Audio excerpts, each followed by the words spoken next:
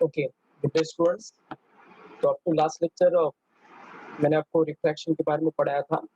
क्या होता है refraction? When light passes from one medium to another medium, at the time light changes its path and this phenomenon of light is called as refraction of light. Okay, जब कभी भी light एक medium से दूसरे medium transfer होता है, एक transparent medium से लाइट पास होता है दूसरे ट्रांसपेरेंट मीडियम में, एट दैट टाइम वो क्या होता है, अपना पाथ चेंज कर लेता है और इसी फिनोमिनन को लाइट के हम कहते हैं रिफ्रैक्शन। ओके,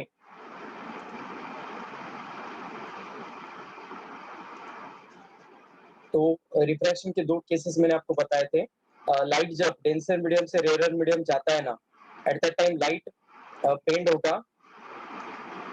कहाँ पर बेंड होने वाला है बताओ? If light passes from rare medium like air into water, at that time light क्या होगा, बेंड होने वाला है। लेकिन कहाँ पर बेंड हो जाता है? Towards the normal. लाइट जहाँ पर इंसिडेंट होता है सरफेस के साथ, वहां से हम क्या करते हैं, एक नॉर्मल ड्रॉ करते हैं और ये लाइट का प्रोजेक्टेड पाथ होता है।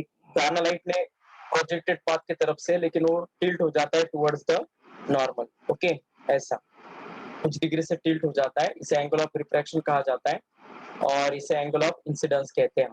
तो कल रिफ्रैक्शन मतलब एंगल ऑफ इंसिडेंस क्या होता है, एंगल ऑफ रिफ्रैक्शन क्या होता है, उसके बाद लॉज ऑफ रिफ्रैक्शन भी मैंने आपको बताए थे। ओके, तो कल तीनों भी लॉज ऑफ रिफ्रैक्शन हो गए थे और रिफ्रैक्शन के दो केसेस भी मैंने आपके साथ डिस्कस किए थे। When light passes from rarer medium to denser medium, at that time light bend towards the normal। और इसका एग्जैक्टली उल्टा होगा, अगर लाइट डेंसर मीडियम से रेयर मीडियम में जाता है। Okay, if light passes from denser medium to rarer medium, at that time light will bend away from the normal। Okay, ऐसा बेंडिंग होगा। ये रहेगा एंगल ऑफ इंसिडेंस, ये रहेगा एंगल ऑफ रिफ्रैक्शन। ओके, और ये रिफ्रैक्टेड रे रहेगा लाइक दैट। ओके, तो यहाँ पर away from the normal bending होगा, यहाँ पर टुवर्ड्स द नॉर्मल बेंडिंग होने वाला है। ओके, तो ये दो केसेस मैंने आपके साथ कल डिस्कस किए थे और याद रखना उसके बाद स्नेल्स लॉ भी पढ़ाया था। तो स्नेल्स लॉ क्या कहता है हमें, साइन आई बाय, ओके, एक मीडियम में एंगल ऑफ इंसिडेंस रहने वाला है, एक मीडियम में एंगल ऑफ रिफ्रैक्शन होने वाला है। तो sine i by sine r का रेशियो क्या होता है, कांस्टेंट, और इसी कांस्टेंट को हम रिफ्रैक्टिव इंडेक्स कहते हैं और जिसे हम म्यू से इंडिकेट करते हैं। तो साइन आई बाय और साइन आर, इसका जो रेशियो है ये कांस्टेंट रहेगा और इस रेशियो को ही हम रिफ्रैक्टिव इंडेक्स कहते हैं। ठीक है, तो ये रिफ्रैक्टिव इंडेक्स देखिएगा आप कैसे हम डिफाइन कर सकते हैं। मतलब अगर लाइट सपोज ऊपर वाले मीडियम में एंगल ऑफ इंसिडेंस से आए, ओके, और इस मीडियम का रिफ्रैक्टिव इंडेक्स अगर μ1 है और नीचे वाले मीडियम में एंगल ऑफ रिफ्रैक्शन है जिसका रिफ्रैक्टिव इंडेक्स μ2 है, तो फिर ये फॉर्मूला हम अल्टरनेटली ऐसे भी डिफाइन कर सकते हैं, μ1 sin I is equal to μ2 sin R। Okay, इस वे से भी हम इसे डिफाइन कर सकते हैं। तो ऐसे ये रहेगा स्नेल्स लॉ जो साइंटिस्ट स्नेल्स ने हमें बताया। तो कल आई थिंक हम यहाँ तक आ गए थे। उसके बाद मैंने आपको न्यूमेरिकल्स लिए थे, I think related to the absolute refractive index and relative refractive index. कोई भी मीडियम का जो रिफ्रैक्टिव इंडेक्स होता है ना विथ रिस्पेक्ट टू वैक्यूम, तो उसे हम एब्सोल्यूट रिफ्रैक्टिव इंडेक्स कहते हैं। इसे हम म्यू सफिक्स एम मतलब उस मीडियम के सिंबल से इनिशियल लेटर से उसे इंडिकेट करते हैं। जैसे म्यू जी रहा तो रिफ्रैक्टिव इंडेक्स ऑफ ग्लास आएगा, म्यू डब्ल्यू रहा तो refractive index of water, okay, और म्यू डी रहा तो रिफ्रैक्टिव इंडेक्स ऑफ डायमंड। तो यहाँ पर इन जनरल क्या लिख सकते हैं, ये फॉर्मूला म्यू एम मतलब refractive index of medium is equal to क्या आएगा, सी बाय सी मतलब velocity of light in vacuum to the velocity of light in medium. तो कोई भी मीडियम में अगर लाइट का वेलोसिटी निकालना है ना तो वो सी बाय म्यू एम टाइम्स रहेगा। ठीक है, मतलब हमेशा किसी भी मीडियम में लाइट का स्पीड वैक्यूम की स्पीड से कम रहने वाला है। तो इससे हम क्या प्रेडिक्ट कर सकते हैं कि लाइट का जो स्पीड है वो गैसियस मीडियम में सबसे ज्यादा रहेगा, लाइट का स्पीड लिक्विड मीडियम में कम रहेगा और सबसे कम रहेगा लाइट का स्पीड सॉलिड में। ओके, जितना मीडियम ज्यादा डेंसर होगा उतना ही लाइट का स्पीड क्या रहने वाला है, कम रहने वाला है। और जितना रेयर मीडियम होगा लाइट, जितना रेडियर मीडियम में राइट होगा उतना ही स्पीड लाइट का ज्यादा होगा। ये एग्जैक्टली अपोजिट होता है साउंड के, साउंड वेव्स में। ओके, साउंड वेव्स में क्या हो जाता है, जितना मीडियम डेंसर होता है उतना स्पीड साउंड का ज्यादा होता है उस मीडियम में। तो साउंड का स्पीड साउंड सॉलिड में ज्यादा होगा एज कम्पेयर टू लिक्विड, और लिक्विड में ज्यादा होगा as compare to gases. Okay, तो याद रखिएगा इससे। This is the concept related to the refractive index. Okay, और इसे एब्सोल्यूट रिफ्रैक्टिव इंडेक्स कहते हैं हम। कोई भी मीडियम का जो रिफ्रैक्टिव इंडेक्स है वो अगर हम वैक्यूम के साथ मेजर करते हैं तो फिर उसे उस मीडियम का एब्सोल्यूट रिफ्रैक्टिव इंडेक्स कहा जाता है।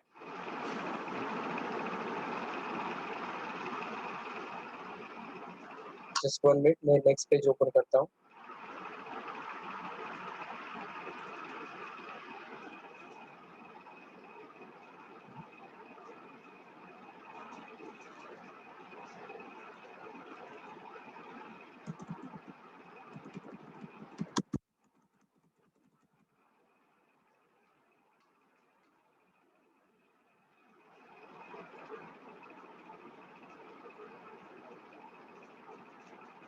तो देखिएगा, इसके बाद मैंने आपको नेक्स्ट बिट पढ़ाया था, दैट इज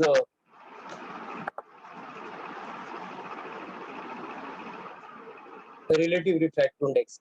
कोई भी एक मीडियम का रिफ्रैक्टिव इंडेक्स अगर दूसरे के विद रिस्पेक्ट टू मेजर करते हैं ना हम, तो उसे हम ऐसे रिप्रेजेंट करते हैं, this is the refractive index of first medium with respect to second medium में। ओके, यहाँ पर लाइट सेकंड मीडियम से फर्स्ट मीडियम में जा रहा है, और वैसे अगर हम ये लेते हैं ना सिंबल 2 to 1, तो यहाँ पर फर्स्ट मीडियम से लाइट दूसरे मीडियम में जाएगा। तो इसका जो फॉर्मूला रहेगा वो V2 by V1 रहेगा, और इसका फॉर्मूला V1 by V2 रहेगा। तो इसके ऊपर भी कल न्यूमेरिकल लिया था मैंने एक सैंपल। ओके, या उतना किया तो आपने जस्ट सफिशिएंट है, कुछ और न्यूमेरिकल करने की जरूरत है नहीं। इसके बाद मैंने आपको रिलेशन भी पढ़ाया था, रिलेटिव रिफ्रैक्टिव इंडेक्स और एब्सोल्यूट रिफ्रैक्टिव इंडेक्स में। तो बताओ, अगर refractive index of first medium with respect to second medium अगर हमें निकालना है in terms of absolute refractive index, तो ऊपर किसका रिफ्रैक्टिव इंडेक्स आएगा न्यूमरेटर में, फर्स्ट मीडियम का आएगा या सेकंड मीडियम का आएगा? बताओ जल्दी से, give me the answer of this question. ये रिलेटिव रिफ्रैक्टिव इंडेक्स है म्यू 1 to 2। ओके, और इस रिलेटिव रिफ्रैक्टिव इंडेक्स का रिलेशन हमें किसके साथ चाहिए, एब्सोल्यूट के साथ। तो न्यूमरेटर में कौन सा रिफ्रैक्टिव इंडेक्स आएगा, 1 का आएगा या 2 का आएगा? कल इसके ऊपर न्यूमेरिकल भी लिया था मैंने आपको जाते जाते, 1 का आने वाला है, तो राइट आंसर है। तो म्यू 1 बाय म्यू 2 आने वाला है। म्यू 1 मतलब refractive index, absolute refractive index of first medium, mu 2 मतलब absolute refractive index of second medium रहेगा। तो ऐसे कल कल तक हम यहाँ तक आ गए थे आई थिंक। अभी इसके बाद हम नेक्स्ट बिट की ओर प्रोसीड करते हैं। Before going to that bit here, तो यही जो फॉर्मूला इसमें हम एक्सटेंशन करते हैं और इसके ऊपर न्यूमेरिकल ले लेते हैं। ये टाइप 4 न्यूमेरिकल रहेगा। पहला टाइप का न्यूमेरिकल इस फॉर्मूले पर था, refractive index of medium is equal to c by v m. ऐसे क्वेश्चन में आपको वीएम निकालने के लिए क्वेश्चन आता है, velocity of light in medium निकालो। ओके, ज्यादातर ऐसे क्वेश्चन आते हैं। दूसरा जो टाइप का क्वेश्चन लिया था मैंने कल, वो इस टाइप पर था, रिलेटिव रिफ्रैक्टिव इंडेक्स पर। तीसरा जो लिया था न्यूमेरिकल कल, ये वो इस टाइप पर था। अभी जो है वो टाइप 4 क्वेश्चन है, और ये टाइप 4 क्वेश्चन रहेगा related to the wavelength. Okay, wavelength मतलब क्या रहेगा, light is in the form of, अगर वेव होता है तो इस वेव का कुछ वेवलेंथ होता है। जनरली ये पार्ट वेव ऑप्टिक्स में आता है, लेकिन यहाँ पर एक फॉर्मूला मैं मेंशन करके रखता हूँ क्योंकि इसी से रिलेटेड है। Refractive index of second medium with respect to first medium, ये आएगा v1 by v2। तो वेलोसिटी हमेशा मल्टीप्लिकेशन रहता है फ्रीक्वेंसी n, और अदर फ्रीक्वेंसी को कभी कभी न्यू से, कभी कभी v से, कभी अलग अलग सिंबल से यूज किया जाता है। तो हम यहाँ पर n से इंडिकेट करते हैं, लाइट में फ्रीक्वेंसी को जनरली n से इंडिकेट किया जाता है। तो v is equal to n lambda, याद रखना। ओके, ये रहेगा फ्रीक्वेंसी का फॉर्मूला वेलोसिटी के साथ, वेवलेंथ का ये फॉर्मूला रहेगा v is equal to n lambda. n मतलब फ्रीक्वेंसी, लैम्डा मतलब वेवलेंथ, और v मतलब वेलोसिटी रहेगा। वेवलेंथ को कैसे डिफाइन कर सकते हैं हम, distance between two consecutive crest and distance between two consecutive trough is called as wavelength. और इसे हम लैम्डा से मेजर इंडिकेट करते हैं और मीटर में मेजर करते हैं। तो बताओ मुझे फिर V1 to V2, तो V1 का वैल्यू क्या आएगा n लैम्डा 1 और V2 का वैल्यू आएगा n लैम्डा 2। याद रखिएगा लाइट जब एक मीडियम से दूसरे मीडियम जाता है ना, रिफ्रैक्शन करता है ना, तो एट द टाइम लाइट के सभी प्रॉपर्टीज लगभग चेंज होते हैं। सबसे पहला प्रॉपर्टी होता है कि रिफ्रैक्टिव इंडेक्स क्या हो जाता है, चेंज हो जाता है। दूसरा चेंज होता है लाइट का वेलोसिटी। ऊपर के मीडियम में लाइट का वेलोसिटी V1 होता है, तो नीचे के मीडियम में जाते हो वो V2 हो जाता है। लाइक दैट सभी पैरामीटर लगभग चेंज होते हैं सिवाय एक पैरामीटर की वेवलेंथ भी चेंज होता है। ऊपर के मीडियम में 1 है और तो नीचे के मीडियम में 2 रहता है। सिर्फ एक ही पैरामीटर है जो कांस्टेंट रहता है और वो है frequency. Whenever light changes its path from one medium to another medium, at that time all parameters get changed, but only one parameter remains constant and that is frequency. तो इस वजह से frequency को मैंने n1 n2 से indicate नहीं किया है क्योंकि वो constant है। इस वजह से वो पहले मीडियम में भी सेम रहेगा, दूसरे मीडियम में भी सेम रहेगा और वो कैंसिल हो जाएगा। तो फाइनली हमें आंसर मिल जाएगा लैम्डा 1 बाय लैम्डा 2। तो ये सबसे इंपॉर्टेंट रिलेशन है। Refractive index of second medium with respect to first medium is given by velocity of light in first medium to the velocity of light in second medium, like that wavelength of light in first medium to the wavelength of light in second medium।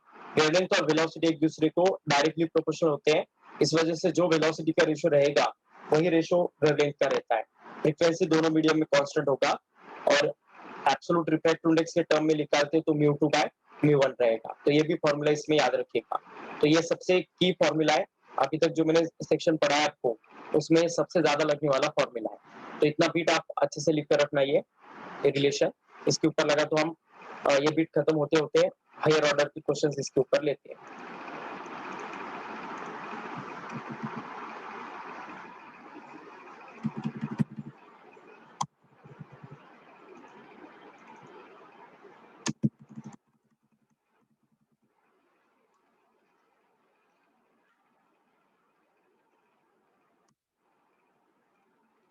तो ये frequency का concept हो गया, wavelength का भी concept हो गया इस पार्ट में डिस्कस।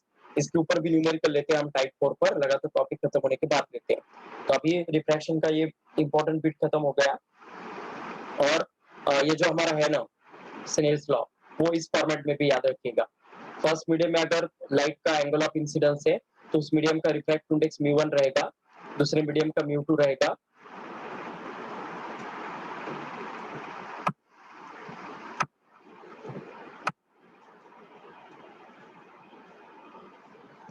और फिर स्नेल्स लॉ को हम ऐसे भी डिफाइन कर सकते हैं mu1 sin i is equal to mu2 sin r। In this way also we can able to represent the Snell's law।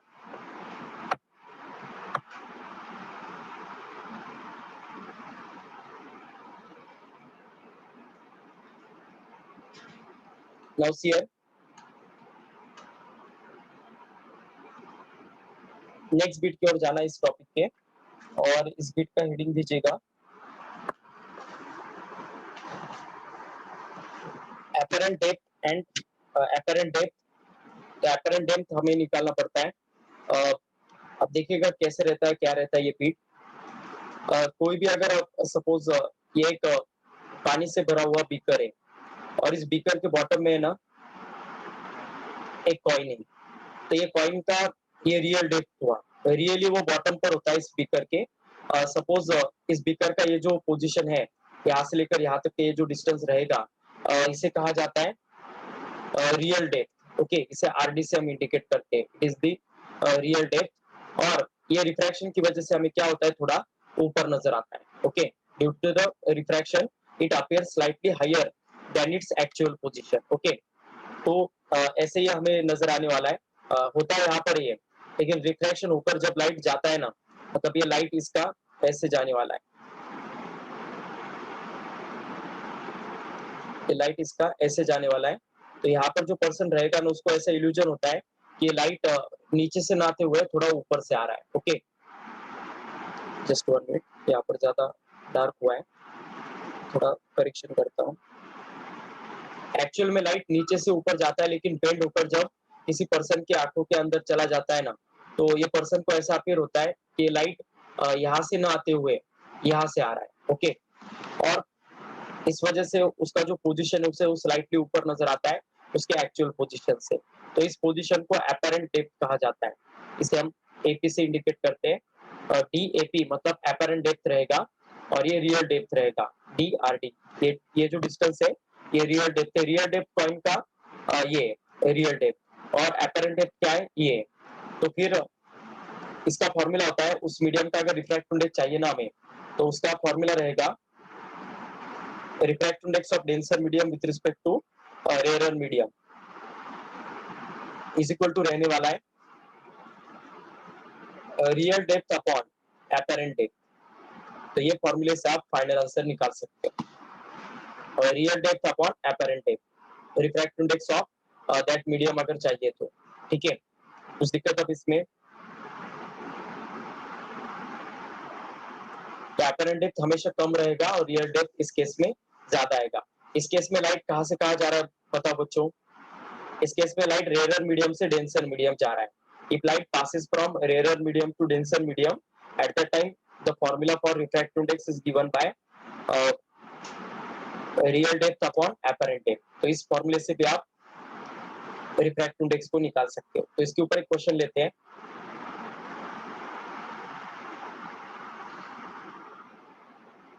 A coin is placed at a bottom of a vessel having actual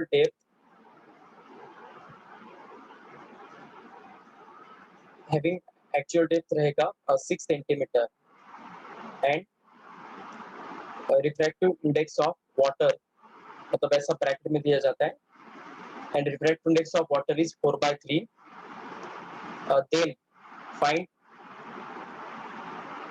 apparent depth।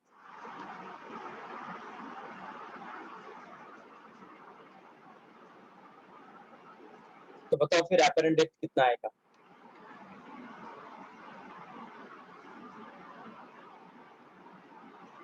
Tell me the answer of this question।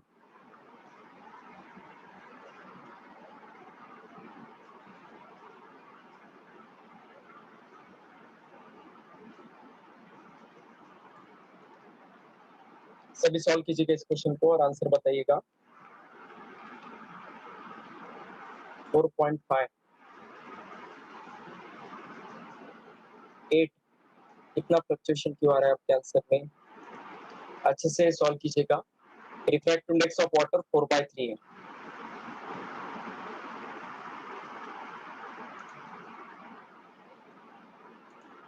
ठीक है check करता हूँ मैं एक बार।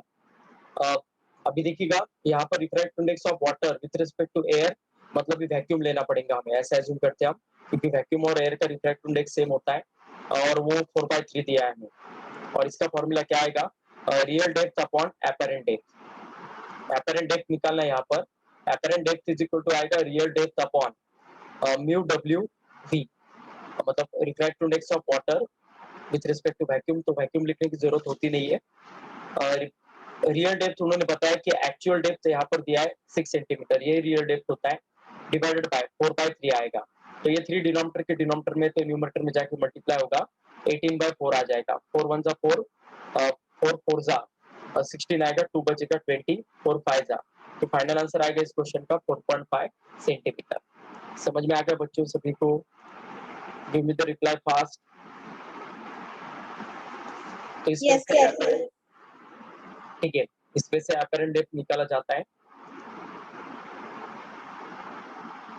अभी ऐसे cases में अगर क्वेश्चन आता है तो फिर ये जो एपरेंट डेप्थ है ये या फिर यहाँ पर एक शिफ्ट प्रोड्यूस हो जाता है नॉर्मल शिफ्ट वो नॉर्मल शिफ्ट निकालना पड़ता है। तो इस केस में नॉर्मल शिफ्ट कितना आएगा नॉर्मल शिफ्ट अगर निकालना इस केस में normal shift is nothing but इसका जो फॉर्मूला रहेगा ये रहेगा real depth minus apparent depth. Okay real depth 6 centimetre था एपरेंट डेप्थ 4.5 सेंटीमीटर था तो इसका आंसर क्या आएगा 1.5 सेंटीमीटर। मतलब ये जो वाटर है ना ओके ये वाटर कितना शिफ्ट करवाने वाला है उसका 1.5 सेंटीमीटर का, तो इस x को ही नॉर्मल शिफ्ट कहा जाता है। तो ये नॉर्मल शिफ्ट निकालने का हमें रेडीमेड फॉर्मूला बनाना है इसके बाद, ताकि इजीली हम ऐसे क्वेश्चंस को सॉल्व कर सके। तो अभी हेडिंग दीजिएगा नॉर्मल शिफ्ट, नॉर्मल शिफ्ट। तो अभी ऊपर रेयरर मीडियम रहेगा और नीचे डेंसर मीडियम रहेगा। लाइट रेयरर मीडियम से मतलब डेंसर मीडियम से रेयरर मीडियम पे पास होगा। तो आप देखिएगा कैसे कैसे आएगा। सपोज जैसे मैंने अभी ये कॉइन का एग्जांपल दिया था, ये कॉइन यहाँ पर है एग्जैक्टली, और इसका जो डेप्थ रहेगा ये एक्चुअल डेप्थ है, इसे हम डी ए सी से इंडिकेट करने वाले, ये एक्चुअल डेप्थ रहेगा। ओके, डी ए सी, लेकिन रिफ्रैक्शन की वजह से ये थोड़ा ऊपर नजर आता है, मतलब इसका रे जब जाएगा यहाँ से ऐसे, तो ऐसे करते हुए आंखों में जाने वाला है, तो उस पर्सन को इल्यूजन होगा कि ये ऑब्जेक्ट यहाँ पर न होते हुए यहाँ पर है, और इस वजह से ये जो डेप्थ रहेगा इसी को अपरेंट डेप्थ कहा जाता है, DAP। अपरेंट डेप्थ ये रहेगा, एक्चुअल डेप्थ ये रहेगा, और यहाँ से यहाँ तक ये जो रहेगा ना, यहाँ से यहाँ तक x, इस x को कहा जाता है, इस x is called as normal shift. तो अभी हम नॉर्मल शिफ्ट के लिए डेरिवेशन कर रहे हैं, नॉर्मल शिफ्ट। तो normal shift is equal to x is equal to क्या आएगा, एक्चुअल डेप्थ माइनस क्या आएगा, अपरेंट डेप्थ। तो अभी देखिएगा एक्चुअल डेप्थ निकालने का फॉर्मूला मैंने ऊपर ही बताया आपको। एक्चुअल डेप्थ हम कैसे निकालते हैं, actual depth is equal to real depth upon refractive index रहेगा उस मीडियम का। ओके, और ये रिफ्रैक्टिव इंडेक्स रहेगा, और ये रिफ्रैक्टिव इंडेक्स रहेगा रेयर मीडियम का डेंसर मीडियम, मतलब डेंसर मीडियम के साथ। तो इसे हम रिप्रेजेंट करेंगे, या फिर म्यू से भी इंडिकेट किया तो चलेगा। ऊपर जनरली एयर ही होता है, लेकिन नहीं रहा तो फिर आपको वो दो रिफ्रैक्टिव इंडेक्स लेने पड़ेंगे। तो जनरल केस के लिए हम डेरिवेशन करते हैं, एक्चुअल डेप्थ DAC रहेगा, एक्चुअल डेप्थ DAC रहेगा, और DAP अपरेंट डेप्थ का फॉर्मूला क्या आएगा, apparent depth is equal to क्या आएगा, DAC by refractive index of. अब लाइट रेयर मीडियम से डेंसर मीडियम जा रहा है, इस वजह से R ऊपर आएगा और D नीचे आएगा। तो फिर इसका फॉर्मूला आएगा DAC डिवाइडेड बाय, मतलब actual depth upon refractive index of rare medium divided by denser medium. तो फिर DAC को अगर हम कॉमन आउट करेंगे तो फाइनल फॉर्मूला मिल जाएगा 1 माइनस 1 बाय म्यू। ये रिफ्रैक्टिव इंडेक्स रहेगा डेंसर मीडियम का रेयर मीडियम के साथ, और ये यही फॉर्मूला रहेगा नॉर्मल शिफ्ट का। तो याद रखना, इसके बाद ये short trick formula normal shift का ऐसा रहेगा, actual depth in bracket 1 minus 1 by mu D suffix mu D with respect to R, मतलब refractive index of denser medium with respect to rarer medium. कुछ दिक्कत बच्चों यहाँ तक क्लियर हो गया?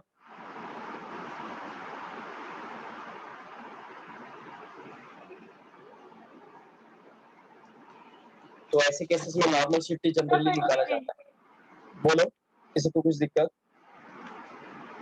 No sir, screenshot.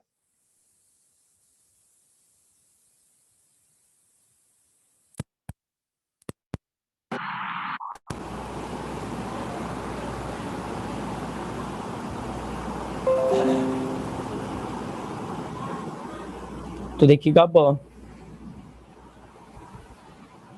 इसके बाद नॉर्मल शिफ्ट ये पहले केस में हो गया। इस केस में लाइट कौन सी मीडियम से कौन सी मीडियम जा रहा था, in this case light going from rare medium to, मतलब डेंसर मीडियम से लाइट रेयर मीडियम जा रहा था। नीचे डेंसर मीडियम था और लाइट ये डेंसर मीडियम से रेयर मीडियम जा रहा था। अभी जो केस है ना, ये इसका उल्टा है। In this case light going from observer यहाँ पर रेयर मीडियम में था, और लाइट मतलब ऑब्जेक्ट डेंसर मीडियम में था। अभी जो केस आएगा ये उल्टा है, ऑब्जेक्ट रेयर मीडियम में है और डेंसर मीडियम में क्या रहेगा, डेंसर मीडियम में मतलब वो देखने वाला है, डेंसर मीडियम से वो देखने वाला है।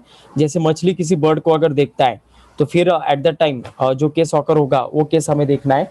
तो अभी नेक्स्ट हेडिंग दीजिएगा, इस केस का नाम क्या लिखना है, इस केस में ऑब्जेक्ट डेंसर मीडियम में था और ऑब्जर्वर जो था वो रेयर मीडियम में था, observer in rare medium and object in denser medium. अभी क्या होगा, यहाँ पर ऑब्जेक्ट रेयर मीडियम में रहेगा, object in rare medium and object in rare medium रहेगा एंड ऑब्जर्वर मतलब जो देखने वाला है वो डेंसर मीडियम में रहेगा, ऑब्जर्वर इन डेंसर मीडियम। तो ऐसा रहेगा ये। तो इस केस का डायग्राम निकालते हैं हम। सबसे पहले मैं एक पेज ओपन करके रखता हूँ आगे वाला।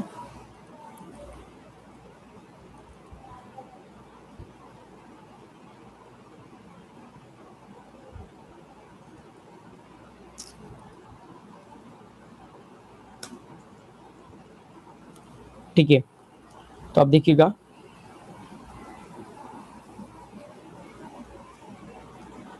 ये कैसे कैसे रहेगा।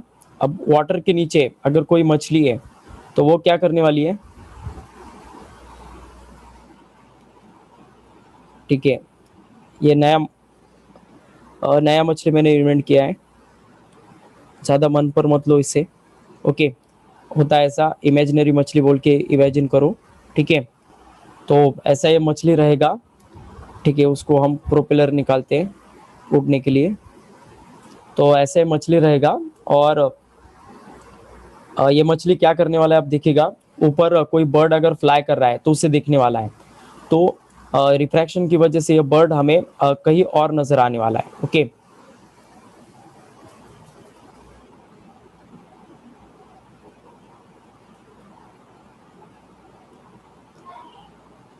तो ठीक है, ये बर्ड रहेगा।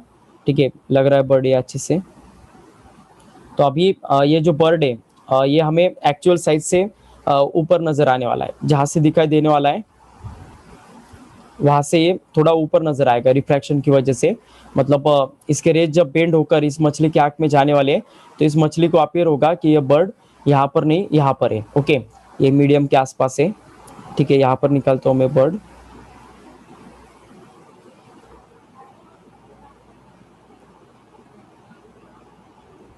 तो ऐसा एक केस रहेगा। इस केस में देखिएगा आप ये जो रहेगा ये एक्चुअल डेप्थ रहेगा। ओके, एक्चुअल मतलब उसका पोजीशन रहेगा, और ये जो पोजीशन है यहाँ से लेकर यहाँ तक का ये अपरेंट रहेगा। ऐसा हमें अपीयर होने वाला है। ओके, और यहाँ पर जो नॉर्मल शिफ्ट रहेगा ये एक्स, ये यहाँ से लेकर यहाँ तक रहेगा एक्स। तो यहाँ पर बताओ नॉर्मल शिफ्ट एक्स क्या आएगा फिर। Normal shift x in this condition is, normal shift x in this condition is D apparent minus क्या आने वाला है, डी एक्चुअल। ठीक है, आई थिंक किसी का माइक ऑन है।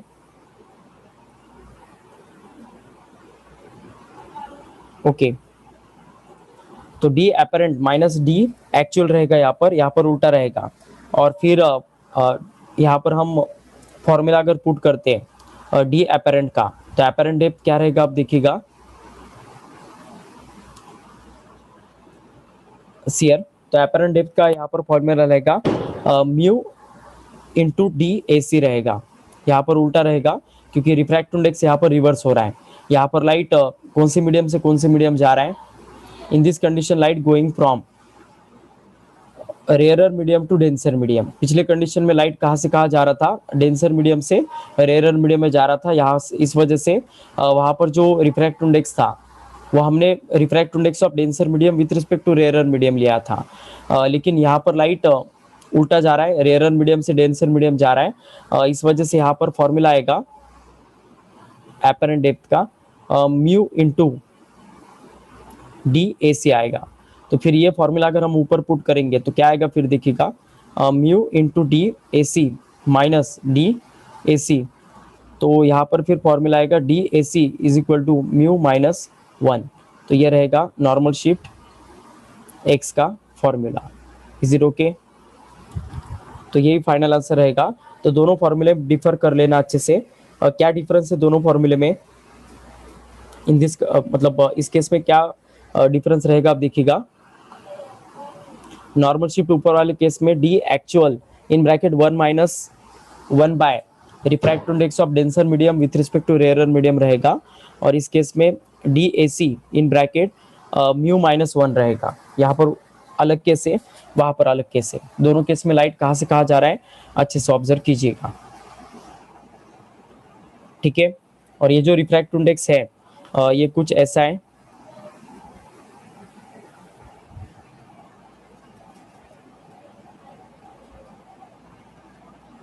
मतलब क्या रहेगा आप देखिएगा, mu R with respect to D.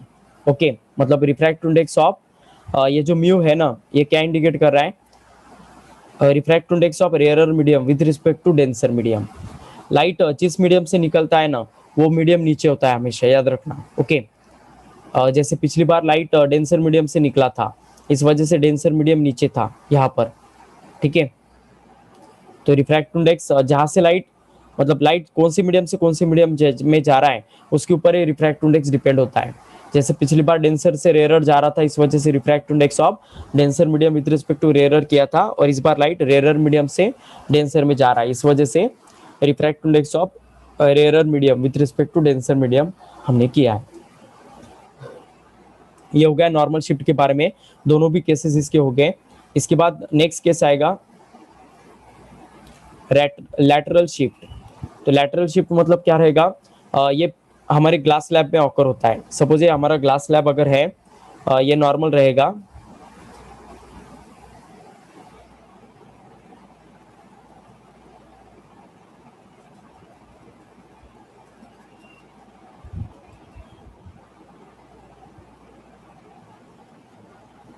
तो अभी यहाँ पर क्या होता है, दो तरीके से रिफ्रैक्शन ऑकर होता है, यहाँ से यहाँ रेयर टू डेंसर, और यहाँ पर यहाँ से यहाँ डेंसर टू रेयर। तो ऐसा रिफ्रैक्शन ऑकर होता है इस ग्लास स्लैब में। ये आपने एक्सपेरिमेंट किया होगा नंबर ऑफ टाइम्स परफॉर्म। ये एंगल ऑफ इंसिडेंस रहता है, ये एंगल ऑफ रिफ्रैक्शन, और फिर ये एंगल ऑफ इंसिडेंस रहेगा, और ये एंगल ऑफ रिफ्रैक्शन। इसे इमर्जेंट एंगल ऑफ इमर्जेंस भी कहा जाता है। ओके, तो इस लाइट ने जाना ऐसे चाहिए, लेकिन ये लाइट जाता है इससे, तो लाइट ये इतने डिस्टेंस से क्या होता है, शिफ्ट हो जाता है।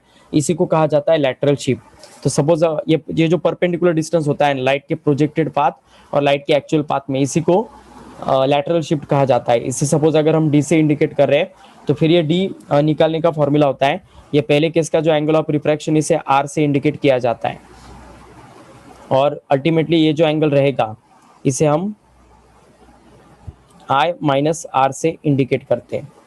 ओके, यहाँ पर एंगल ऑफ इंसिडेंस आई रहेगा।